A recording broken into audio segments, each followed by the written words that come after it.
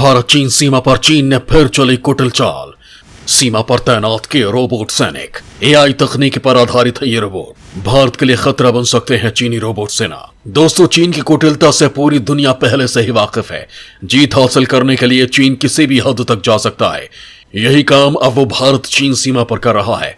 बताया जा रहा है कि चीन ने अपनी सुरक्षा के लिए रोबोट सेना तैनात कर दी है, और वो भी ऐसे वैसे नहीं बल्कि एआई तकनीक से लैस, यानी कि ऑटोमेटिक इंटेलिजेंस, जो बहुत ही खतरनाक और शक्तिशाली है, जिनका निशाना एकदम सटीक है और ये पलक झपकते ही दुश्मन का खात्मा कर देते हैं।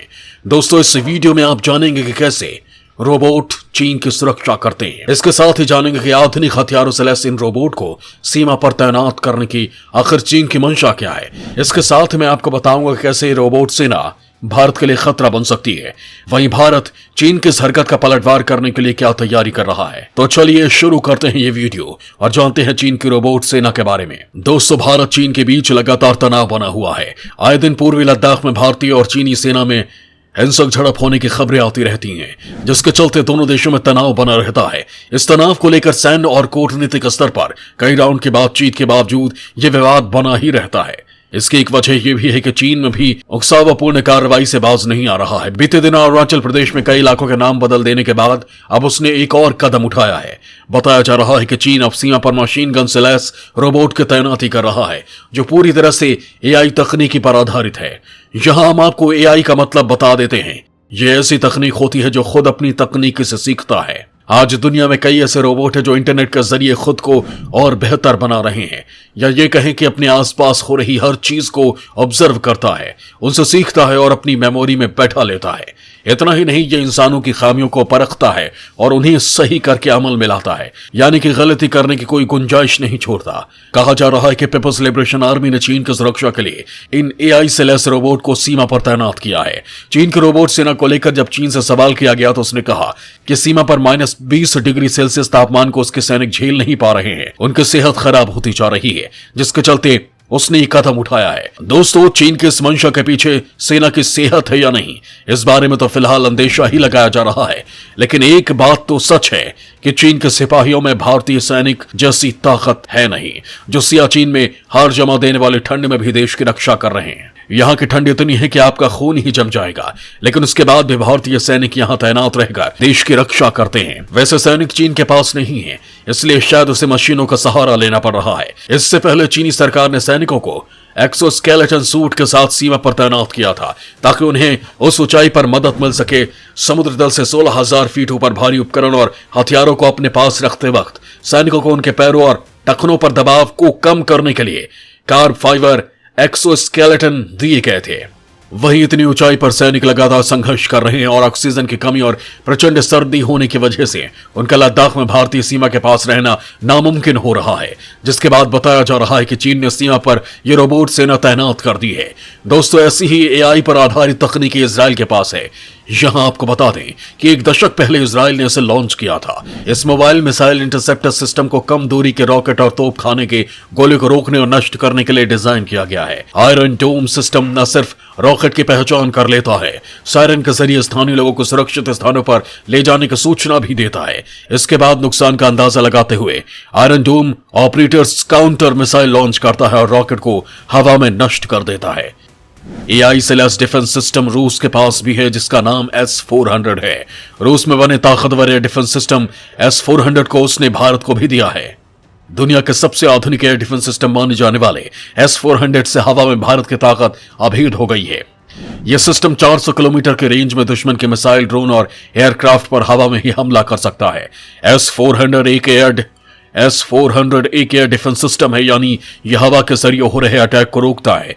यह दुश्मन देशों के मिसाइल, ड्रोन, रॉकेट लॉन्चर और फाइटर जेट्स के हमले को रोकने में कारगर है। इसे रूस के एलमास सेंट्रल डिजाइन ब्यूरो ने बनाया है और दुनिया के बेहद आधुनिक एयर डिफेंस सिस्टम में इसकी गिनती होती है। भारत और रूस के बीच S-400 के 5 यूनिट के लिए 2018 में करीब 40,000 करोड़ रुपए की डील हुई थी। दोस्तों, अब एआई का इस्तेमाल डिफेंस में होना शुरू हो गया है, यानी आने वाले समय में हर देश अपनी सीमा की सुरक्षा के लिए इन रोबोट का ही इस्तेमाल करने वाला है, जिससे उसके जवानों की सुरक्षा भी होगी और देश की भी। और इसकी शुरुआत करने वाले चीन आने वाले समय में इस और कई आविष्कार भी करेगा। और चीन इस तकनीक में सफल हो जाता है तो शायद वो सीमा पर से अपने सैनिक हटा ले और उनकी जगह इस रोबोट को दे दे। तो आने वाले समय में ये बहुत खतरे की बात होगी, क्योंकि चीन की तकनीक से पूरी दुनिया वाकिफ है। वो ऐसे रोबोट बनाएगा जिनकी देखने की क्षमता कई मेगापिक्सल होगी, जो खतरनाक हथियारों से लैस होंगे, कई सारे सेंसर्स होंगे, यहां तक कि दीवार के आर पार देखने की भी तकनीकी होगी। इसके साथ ही इन सैनिकों को गोली लगने का डर भी नहीं होगा और न ही जान का खतरा होगा। अगर ऐसे रोबोट चीन जंग के मैदान में उतार देता है तो अंजाम क्या होगा, ये आप सोच सकते हैं। चीन एक ऐसा देश बन जाएगा जिसे कोई भी हरा नहीं सकेगा, फिर चाहे वो अमेरिका हो, रूस हो या फिर भारत हो। चीन दुनिया के सबसे शक्तिशाली ताकत बन जाएगा। बताया जा रहा है कि चीन ने 88 शार्प क्लो व्हीकल्स के नाम से लोकप्रिय मशीन गन से लैस ये रोबोट तिब्बत सीमा पर तैनात किए हैं। ये पूरी तरह से एआई तकनीक से लैस हैं, जिससे ये रोबोट खुद ही पूरी स्थिति संभालते हैं। यानी कि ये रोबोट अपनी खुद के सोच के आधार पर काम करते हैं।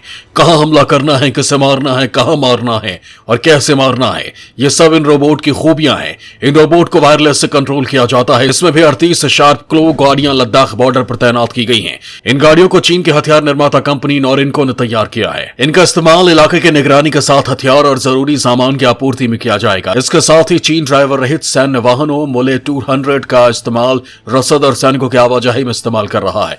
ये गाड़ियां मुश्किल इलाकों में निगरानी के साथ साथ 50 किलोमीटर तक हमला भी कर सकती हैं। चीन ने मानव रहित वाहनों के साथ ही 70 VP-22 बख्तरबंद सैन्य वाहन भी सीमा के पास तैनात किए हैं।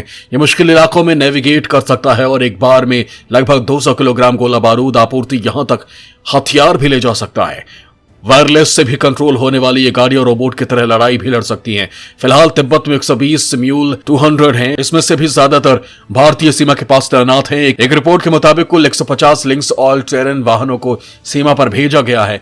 इन वाहनों का इस्तेमाल होवित्जर, भारी मशीन गन, मोर्टार और मिसाइल लॉन्चर जैसे कई तरह के सैन्य उपकरणों को तैनात करने में भी किया जाता है। बर्फीले मौसम में चीनी सैनिकों की मदद करने के लिए ड्रैगन ने अपनी किलर रोबोट सेना तैनात की है। दावा किया जा रहा है कि रोबोट तिब्बत के ऊंचाई वाले इलाकों में गश्त कर रहे हैं, लेकिन सब में 88 शार्प क्लो व्हीकल सबसे खतरनाक हैं, जो भारत के लिए सही नहीं है। ये वायरलेस रोबोट बिना रुके कई घंटों तक लड़ाई लड़ सकते हैं। इन पर किसी भी तरह का बायोलॉजिकल या केमिकल हथियार काम नहीं करता है और न ही इन पर कोई रेडिएशन असर करता है। चीन की हरकत के बाद यही डर सता रहा है कि अगर उसने ऐसे रोबोट जंग के मैदान में उतार दिए तो क्या होगा। यह भारत के लिए भयंकर तबाही ला सकता है। एआई तकनीकी पर आधारित ये रोबोट दिन ब दिन खतरनाक होते जा रहे हैं, जो अभी तो इंसानों को सही लग रहे हैं, लेकिन आने वाला समय शायद खतरनाक हो सकता है। अगर ये रोबोट इस तरह डेवलप होते गए और इंसानों के बस के बाहर हो गए तो ये इंसानों के लिए सही नहीं होगा, क्योंकि इन मशीनों पर कोई बम या रेडिएशन भी असर नहीं करता है। यानी कि इन्हें रोकना इंसानों के बस की बात नहीं है।